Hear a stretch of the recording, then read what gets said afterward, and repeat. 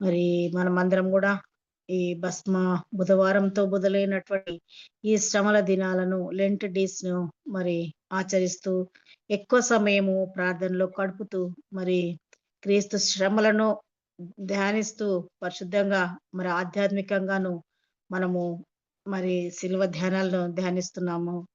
మరి ఈ యొక్క శ్రమల దినాలను మరి ఈ ఉపవాస దినాలని, లెంట్ డేస్ అని, మండల ఉపవాస దినాలని రకరకాలుగా పిలుస్తూ ఉంటారు.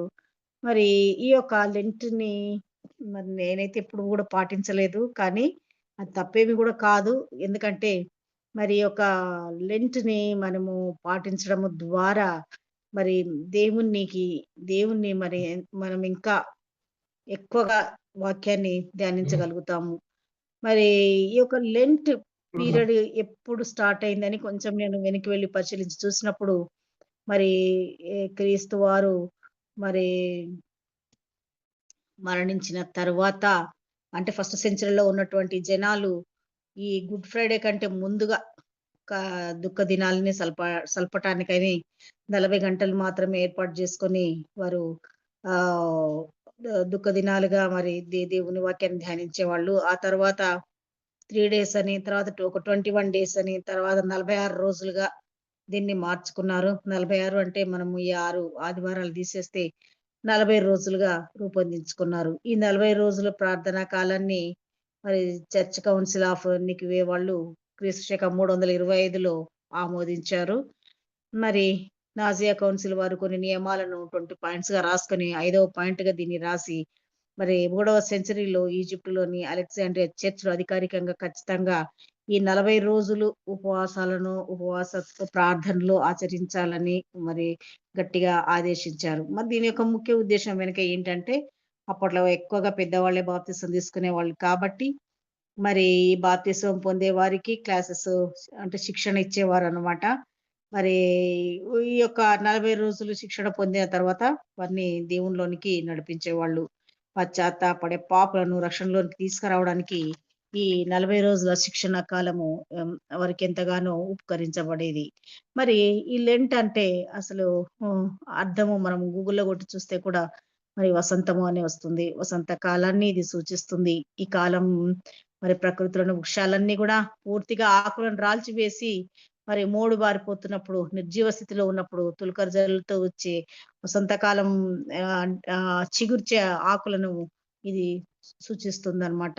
మరి ఇది మన జీవితాలకు అన్వయించుకుంటే, మోడు వారిపోయినటువంటి మన జీవితాలలోని ఆహ్, ఆహ్, వాడిపోయిన ఆకులను తొలగించుకొని, ప్రార్థనల ద్వారా చిగురింప చేసుకోవటమే దీని యొక్క పరమార్థం.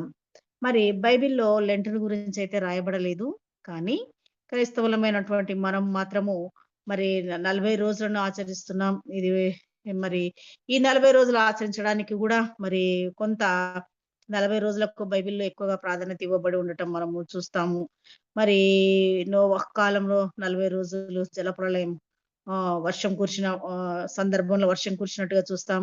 మరి మోషే సినాయి కొండ పైకి వెళ్ళినప్పుడు మరి 40 రోజులు మరి దేవునితో ఉండి, ఆయన సన్నిధిలో గడిపి మనకు 10 ఆజ్ఞలు తీసుకొనొచ్చినట్టుగా, మరి ఏలియా ప్రవక్త గూడా 40 డేస్ ఉపవాసం చేసి, మరి శక్తి పొంది తన ముందు ప్రయాణం చేసినట్టుగా, మరి యేసయ్య గూడా తన పరిచర్యలోనికి అంటే పరిశుద్ధాత్మచే బాప్తిస్మం పొందిన తరువాత మరి అపవాది చేత శోధింపబట్టను 40 రోజులు అరణ్యంలో కొనిపోబట్టను.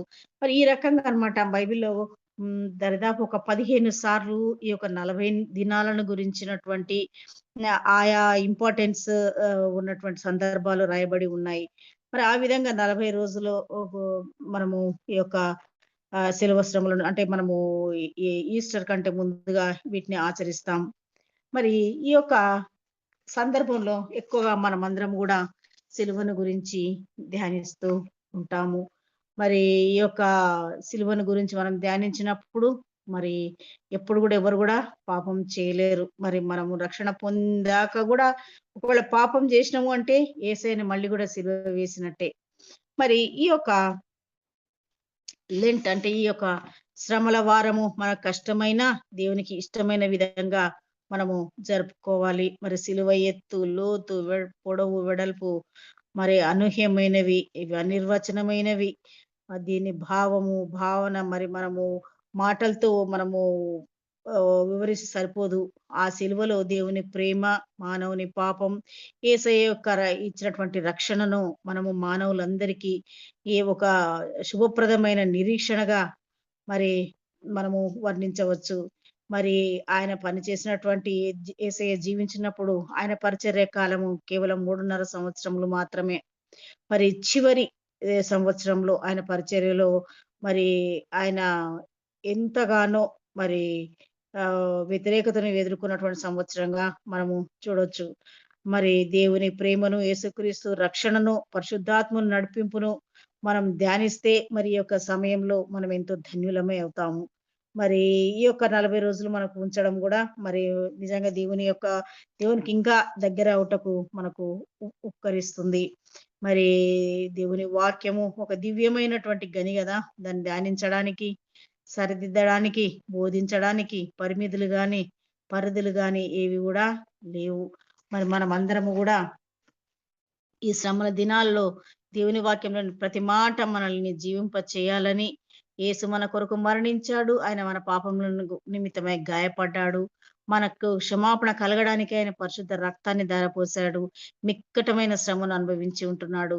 ఆ శిలువ బాధను యేసయ్య మన కొరకే సహించాడు. మరి ఆ శిలువ బాధని మనం ఎప్పుడన్నా హ్మ్. గమనించినట్లయితే ఈ 'ప్యాషన్ ఆఫ్ ద వీక్' అని ఒకటేదో పిక్చరొస్తది. అప్పుడప్పుడు పాటలలో దాన్ని కొంచెం విజువల్స్ మనకు చూపిస్తా ఉంటాడు. మరి జిమ్ కావిజల్ అనేటువంటి అతను దాంట్లో నటించినట్టుగా మనకు తెలుస్తది. అయితే అదెందుకో నాకు చూడాలంటే ఇప్పటికి కూడా బాధ. ఆ యేసయ్యని కొట్టే దెబ్బలు, రక్తం గారడము, కన్నీళ్ల నుంచి అవన్నీ చూస్తుంటేనే బాధైతే అనుభవించినప్పుడు ఎంత బాధుంటదో మనము ఒక్కసారిగా మనము ఊహించుకుంటేనే నిజంగా శిలువ మరణము అనంటే ఎంత ఘోరమైనది అనేది మనము చూస్తుంటే తెలుస్తది. యేసయ్య యొక్క ప్రేమని మనం తెలుసుకోవాలంటే మరి ఆయన ప్రేమని కొలవాలంటే మరి సిలువ అనేటువంటి బారోమీటర్‌తో మాత్రమే మనము కొలవగలము. మరి ఈ యొక్క సిలువలో మరి మనము ఈ యొక్క శ్రమలను ధ్యానిస్తున్నప్పుడు ముఖ్యంగా మనము సిలువని మన గురించి ధ్యానించాలి. మరి ఈ యొక్క ఆహ్, సిలువ ద్వారానే మనకు రక్షణ వచ్చి ఉంటున్నది. మరి ఇంకా గమనించినట్లయితే ఈ సిలువలో ఏముంది? ఈ సిలువ ద్వారా మనం నేర్చుకోవాల్సినటువంటి అంశాలు కొన్ని మనం అందరికి తెలిసిన విషయాలే కానీ, మళ్ళీ ఒక్కసారి మనము పునరావృతం చేసుకుందాం. యేసుప్రభు సిలువని ఆశ్రయించిన వారికి మరి శాంతి, సమాధానాలు దొరుకుతాయి. అని అనుకుంటుంటాం గానీ, దానికంటే కూడా ఇంకెక్కువ లోతుగా ఆలోచన చేస్తే, మరి మనల్ని నరక కూపం నుండి, పాపములో నుండి మరి మనము ఆహ్, మన యొక్క పాపముల, అపరాధముల నిమిత్తమే చచ్చిన వారమై ఉన్నప్పుడు, ఆయన మనల్ని ఆ నరక కూపం నుంచి బయటికి లాగి నిత్య జీవంలోకి తీసుకెళ్ళడానికి యేసయ్య శిలువ శ్రమలను భరించాడు. మరి చరిత్రలో మనం చాలా మంది ఏమనుకుంటుంటారంటే ఇది సిలువను మరి అప్పుడు జరిగినటువంటి ఇదొక చారిత్రాత్మకమైనటువంటి సంఘటన. ఈ ప్రపంచానికి ఇప్పుడు సంబంధం లేదని అనుకుంటుంటారు. కానీ ఈ ప్రపంచంలో జన్మించిన ప్రతి ఒక్కరికి అవసరమైనటువంటి పునాది సత్యం ఏందంటే సిలువనే. మరి సిలువ మరణ పునరుత్థానాల వెనుక దాగి ఉన్నటువంటి కొన్ని సత్యాలను మనం ఈరోజు ధ్యానించుకుందాం. మరి సిలువలో మనం చూసినట్లయితే మనకు గొప్ప ప్రేమ కనబడతా ఉంటది. మరి ఆయన తన ప్రేమనంతా గూడా ఆ సిలువలో ధారపోసాడు. అక్కడ ప్రతి రక్త బిందువు ఆయన మన కొరకు ఒలికించాడు అనంటే, మరి అది ఆయన మన కొరకు చేసినటువంటి యాగమై ఉంటున్నది. నేనొక చిన్న కథను ఈ విషయంలో చెప్తాను. ఒక డబ్బున్న వ్యక్తి బాగా ఉన్నాడంట. బాగా డబ్బు సంపాదించుకున్నాడు. ఆయనకు ఒకడే ఒక కొడుకంట. ఆ ఒక్క కొడుకుతో ఆయన సంతోషంగా జీవిస్తూ ఉన్న టైంలో ఒక దొంగ ఆ ఇంట్లోకి ప్రవేశించి, వాళ్ళ ఇంట్లో ఉన్నటువంటి ఆ డబ్బుని దోచుకోవడానికి ప్రయత్నించి, ఆ ఉన్న ఒక్క కొడుకుని గూడా చంపేసి వెళ్ళిపోయాడంట. తర్వాత ఈ యొక్క దొంగని పట్టుకొని వాళ్ళు అరెస్ట్ చేశారు. అయితే ఈ యొక్క యజమాని ఏం చేశాడంట, ఆ దొంగని క్షమించి నేను ఈయనను ప్రేమిస్తున్నాను. నాకు కోట్ల ఆస్తి ఉంది. ఈ ఆస్తికంతా కూడా ఈ కుమారుడే వారసుడు అంటూ ప్రకటించాడంట. అందరూ ఆశ్చర్యపోయారు. మరి అక్కడ ఆయన తన సొంత కొడుకు పోయినా, తన చంపినటువంటి ఆ కొడుకునే ఆయన దత్తత తీసుకొని, ఆ కొడుకుకు ఆ దొంగకు మళ్ళా ఆయన ఆస్తినంతా ఇచ్చాడంటే నిజంగా మరి ఆ ప్రేమ దేవుని మనం ఇక్కడ మన దేవునితో పోల్చుకుంటే దేవుడు గూడా మనం గూడా అలాంటి వారమే. మరి ఆయన ఆజ్ఞలకు, ఆయన కట్టడలకు మనం లోబడక నశించిపోతున్నటువంటి మన ఆత్మలను ఆయన గమనించి తనకు ప్రియ కుమారుని పంపించి మనకు సిలువలో తన ప్రేమని చూపించినాడు. దేవుని ప్రేమను అనుమానించలేని ఒకే ఒక స్థలం ఏదంటే సిలువనే అంటున్నది. మన సువార్త ప్రకటించడానికి కావాల్సినటువంటి దైవ ప్రత్యక్షత మరి సిలువలోనే ఉన్నది. మనం ఇంకనూ పాపులమై ఉండగా రోమా 5వ అధ్యాయం 8వ వచనంలో చెప్తాడు. మనం ఇంకనూ పాపులమై ఉండగానే క్రీస్తు మన కొరకు చనిపోయెను. మరి మనము ఈ వాక్యం ద్వారా చూసినట్టయితే దేవుని ప్రేమను గురించి మరి మనము ఇక్కడ తెలుసుకుంటాం. దేవుని ప్రేమను గురించి అనుమానమే మరి ఈ లోకంలోనికి ప్రవేశింపచేసింది. మొట్టమొదటిగా మరి దేవుడు ఎంతగానో ఆదామవ్వల్ని ప్రేమించి తాను ఏదైనా వనంలో వాళ్ళని ఉంచినప్పుడు మరి వారి పైన పూర్తి నమ్మకము, ప్రేమని ఆయన చూపించాడు. కానీ సైతాను ఏం చేసిందంటే మరి అవ్వతో మాట్లాడి దేవుని ప్రేమను గురించినటువంటి అనుమానం కలిగేటట్టుగా చేసింది. నిజంగా మిమ్మల్ని ప్రేమించి ఉంటే తినవద్దని ఎందుకు జెప్తాడంటూ, దేవుడు నిన్ను ప్రేమించి ఉంటే నీ జీవితంలో ఈ శ్రమ వచ్చేది కాదు గదా! అని మనం గూడా కొన్నిసార్లు ప్రశ్నించుకుంటాం గదా! ఆ రీతిగా శోధింపచేసి ఆ పండును తినేట్టుగా చేసింది. మరి ఈ యొక్క సిలువలో మరి మనము దేవుణ్ణి సంపూర్ణంగా సత్ తెస్ సత్ తెలుసుకోగలుగుతాం. రక్షణ పొందిన వారు గూడా కొన్నిసార్లు వ్యక్తిగతంగా దేవుడు తన గురించి ఆలోచించడేమో అనే అనుమానము కలిగి ఉంటారు. కానీ దేవుడు అందరిని గమనిస్తుంటాడు. దేవుడు ఎవ్వరికి ఇవ్వవలసిన వాళ్ళకి ఇస్తూ ఉంటాడు. అయినను మనము శోధిస్తూ ఉంటాము.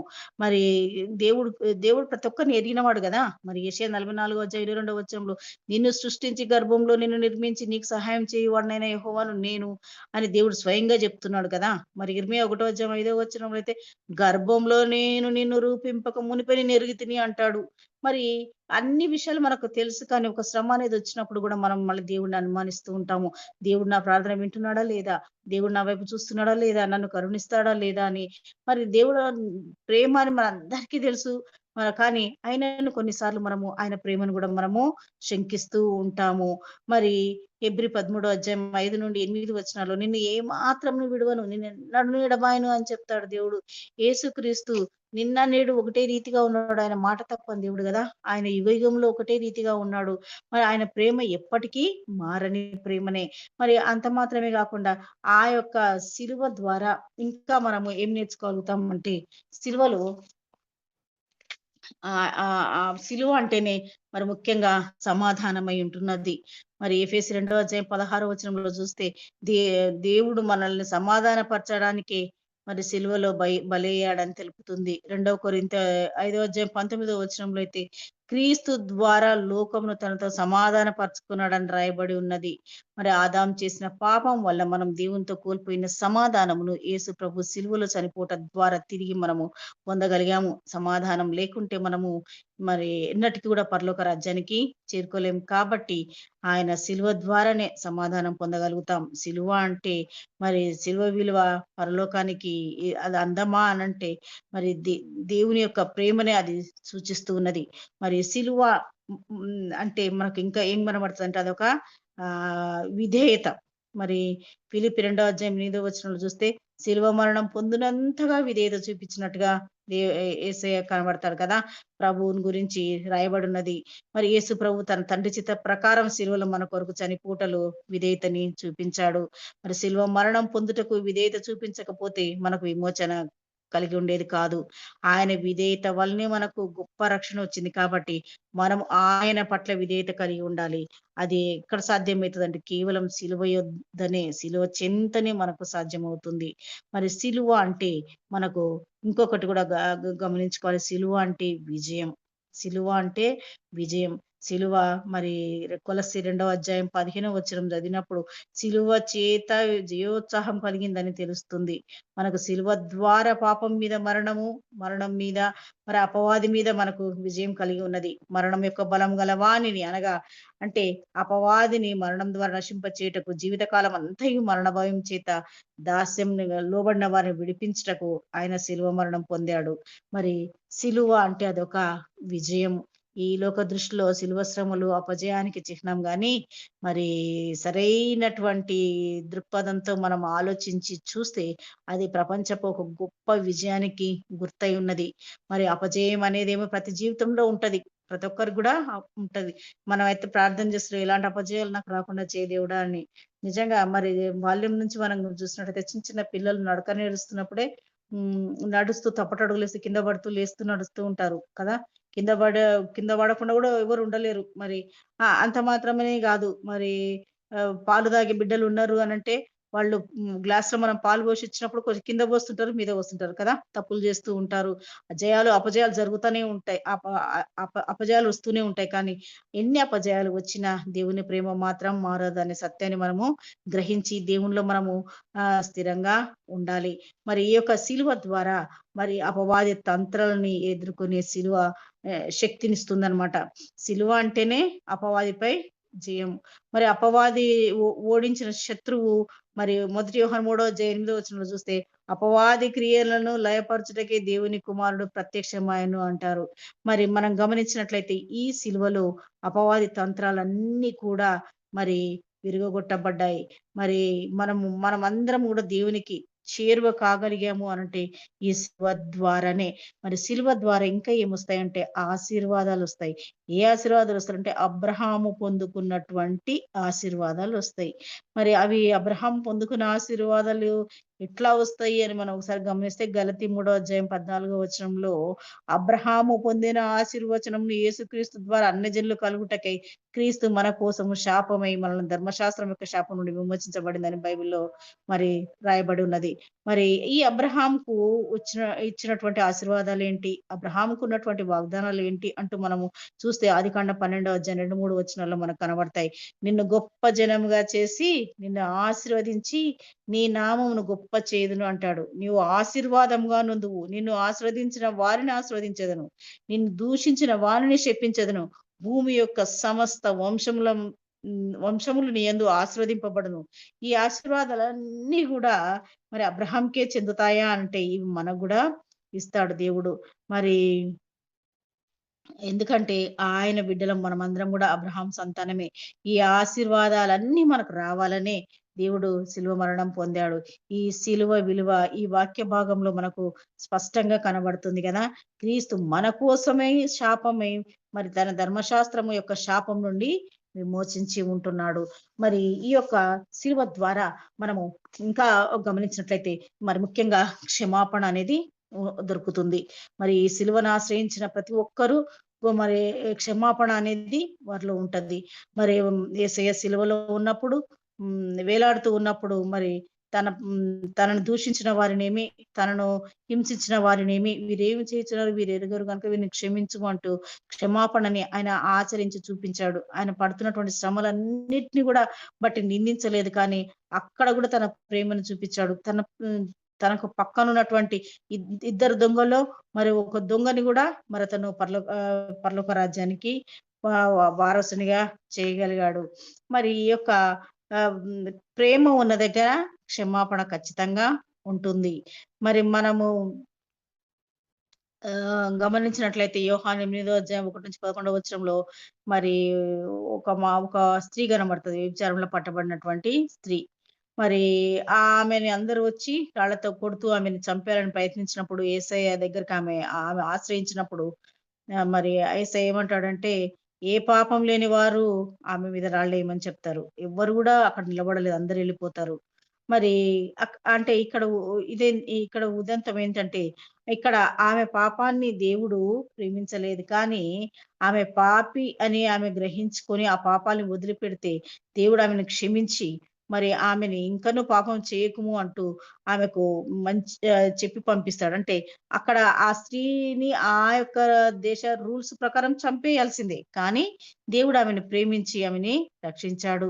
మరి మొదటి యోహాను 1:1-10 చూస్తే పాపం లేని వారమని చెప్పుకునే యెడల మనమందరం గూడా మనల్ని మోసపుచ్చుకున్న వారమే కదా! మరి మనం ప్రతి ఒక్కరము మనం గూడా కొన్నిసార్లు పాపం చేసిన వాళ్ళమే. రోమా 3:23 అయితే అందరూ పాపం చేసి దేవుడు అనుగ్రహించి మహిమను పొందలేకపోతున్నారని రాయబడున్నది. మరి పాపం గురించినటువంటి అవగాహన మరి మనకు లేనట్లయితే మరి క్షమాపణ అడగడానికి, క్షమాపణ అనుభవంలోనికి కూడా మనం రాలేము. మరి దావీదు మహారాజును గమనించినట్లయితే బెత్షెబా ద్వారా పాపం జరిగినప్పుడు నాతాను ప్రవక్తతో హెచ్చరించబడతాడు కదా! మరి ఆ సమయంలో మరి దేవుని యొక్క హ్మ్. తను పశ్చాత్తాపడి దేవుని ఎదుట తన పాపం చేసినట్టు తెలుసుకొని క్షమాపణ కోరతాడు. మరి ఈ ఆ తర్వాత దేవుడు అతన్ని రెండింతలుగా మరి ఎంతగానో ఆశీర్వదించినట్టుగా గూడా మనము చూస్తాము. మరి ఈ రకంగా మనము స సిలువను గమనించినప్పుడు సిలువలో దేవుని ప్రేమ దాగి ఉన్నది. దేవుని యొక్క మరి శక్తి గూడా సిలువలో ఉండి ఉంటున్నది. మరి మొదటి కొరింథీ ఒకటో అధ్యాయం 18వ వచనంలో నశించుచున్న వారికి సిలువను గురించినటువంటి విషయం వెరితనమే కానీ, రక్షింపబడుతున్న మనకు దేవుని శక్తి అని రాయబడ్డది. మనమైతే శక్తిహీనులం కానీ, సిలువ ద్వారా మనకు శక్తి వస్తుంది. మరి ఎప్పుడైతే మరి మనము మన యొక్క తప్పిదాలను మనము గ్రహించుకొని క్షమించమని దేవుడిని అడిగినట్లయితే దేవుడు తప్పక క్షమించే దేవుడై ఉన్నాడు. మరి మనమందరము గూడా యేసయ్య సిలువలో పడినటువంటి శ్రమలను ఒక్కసారి మనము ధ్యానించినట్లయితే మనం ఈ జీవితంలో పడుతున్న శ్రమలు చాలా తక్కువే. మరి ఈ యొక్క శ్రమలను మన కాలంలో మనం ధ్యానిస్తూ ఉన్నప్పుడు తప్పకుండా మనము పౌలు చేసినటువంటి బోధనలో ఎప్పుడైనా గానంట సిలువను గురించి చెప్పేవాడు. చెప్పకుండా ఏ ప్రసంగం కూడా ముగించేవాడు కాదు.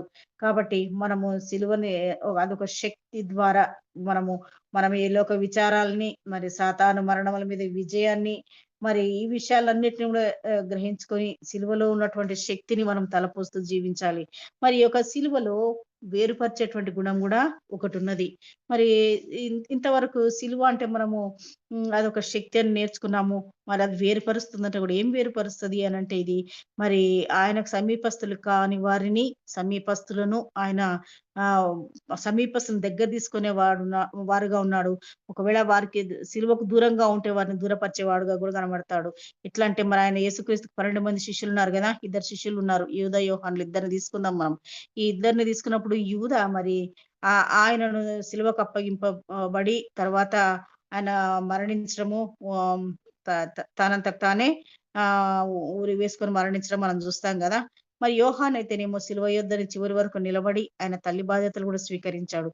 ఇక్కడ ఇద్దరిలో ఎంతో భేదం మనకు శిష్యుల్లో కనబడతా ఉంటది. మరి సిలువ అనేది మరి విశ్వాసులను, అవిశ్వాసులను వేరుపరుస్తుంది. మరి అంత మాత్రమే గాదు సిలువ మరి ఇద్దరు దొంగల్ని గూడా వేరుపరిచింది. కుడి వైపు ఒకరు, ఎడమ వైపు యేసుతో పాటు సిలువ వేయబడ్డారు. కానీ మరి వారిలో కూడా మరి ఒక ఒక దొంగ మరి పశ్చాత్తాపపడ్డప్పుడు ఆయనకు మరి పరదేశునిచ్చాడు కదా! ఇంకొక దొంగకు మరి ఏమి ఏ ఏ నరకానికే పాత్రుడయ్యాడు. మరి ఇక్కడ మరి సిలువ అనేది మరి రోమా సైనికులను మరి ఇద్దరు రోమా సైనికులను గూడా వేరుపరిచింది. మరి ఆయన సిలువ అనేది ఇద్దరు శిష్యులను గూడా వేరుపరిచింది. మరి ఇక్కడ మనం గమనిస్తే ఇంకా గూడా మనగా మత్తయి సువార్త 24వ అధ్యాయంలో చూస్తే సిలువ ఇంకా కొందరిని వేరుపరచబోతుంది. మరి యేసుక్రీస్తు ఈ విషయాన్ని స్వయంగా చెప్పాడు. మరి 24వ అధ్యాయము మత్తయి సువార్త 41వ వచనంలో ఇద్దరు తిరగలి విసురుతూ ఉంటే రాకడ సమయంలో ఒకరు ఒకరు వారి క్రియల చొప్పున ఒకరేమో ఎత్తబడతారు. ఒకరేమో విడవబడతారని. మరి ఇద్దరు పొలంలో ఉంటే ఒకరు ఎత్తబడతారు. ఒకరు విడవబడతారంటూ ఉంది.